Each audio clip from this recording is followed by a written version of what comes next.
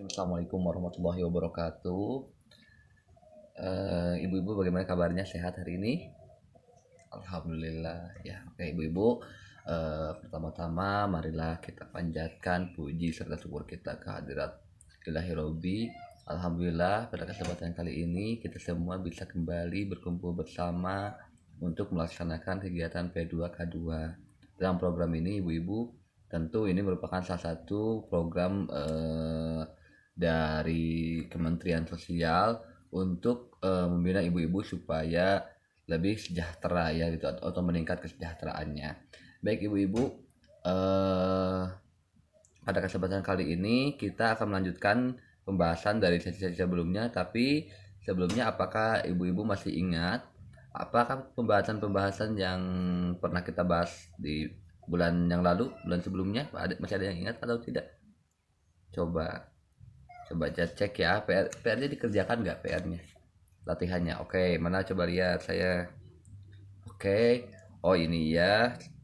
Ibu-ibu sudah bagus soal cara pengisiannya. Namun ibu-ibu ini ya untuk pengeluaran jajan juga harus dimasukkan sebagai pengeluaran agar nanti terperinci bukan hanya kebutuhan-kebutuhan pokok, tapi jajan juga itu harus dicatat ya ibu ya, supaya nanti kita bisa mengendalikan seberapa besar pengeluaran kita tergantung dengan pendapatan kita. Jangan sampai nanti jajannya lebih besar daripada beli beras gitu. Nah, jangan sampai seperti itu ya.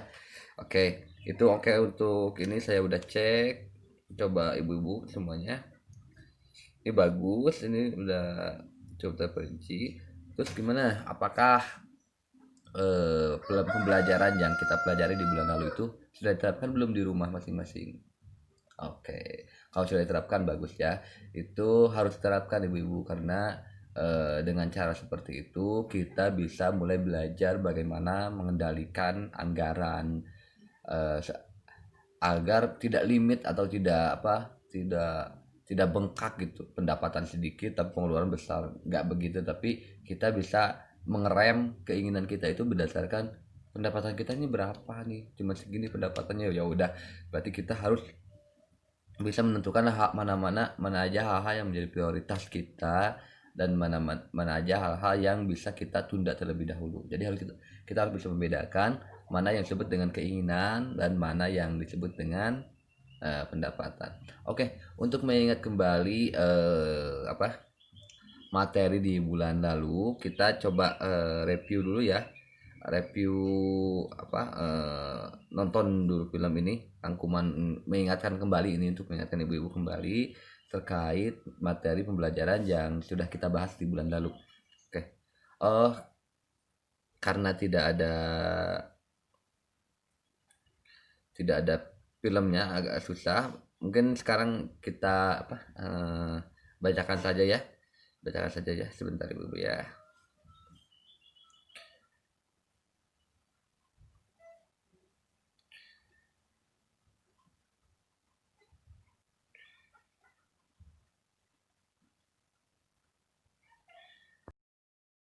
Oke ibu-ibu, sekarang coba buka buku pintar halaman 58 ya. Di sana ada cerita film 2 aja, itu cerita ini sebenarnya rangkuman dari materi di bulan lalu.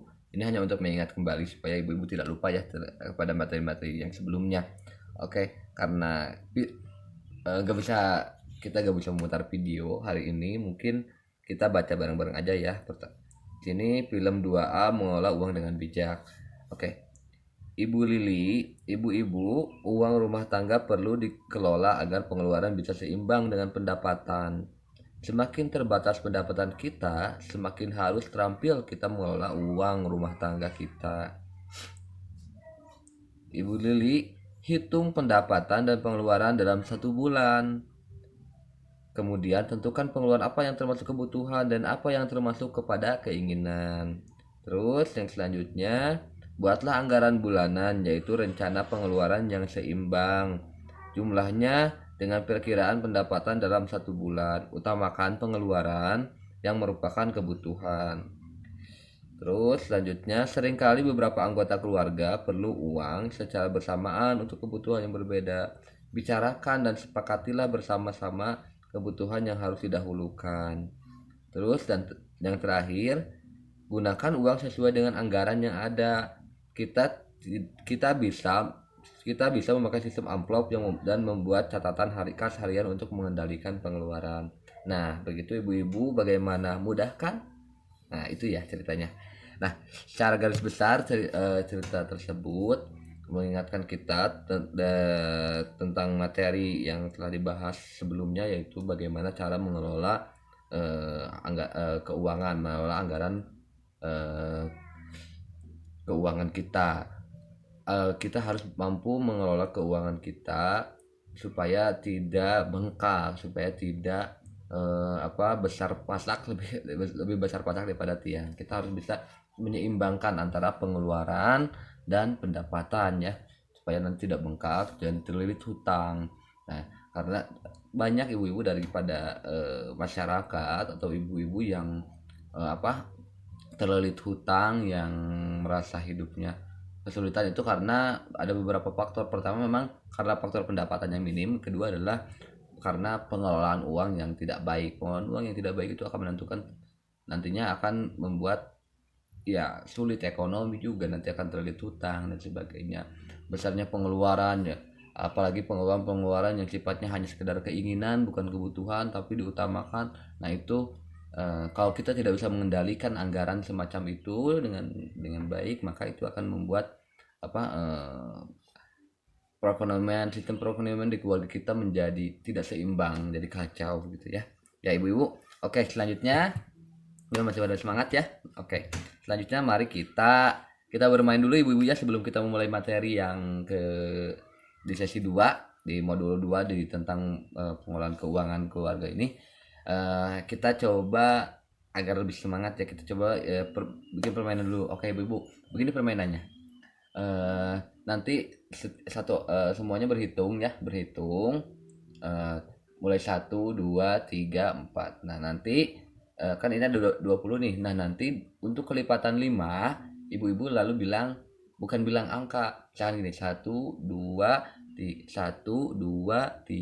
4. Nah yang 5 ini gak bilang 5 tapi bilangnya B.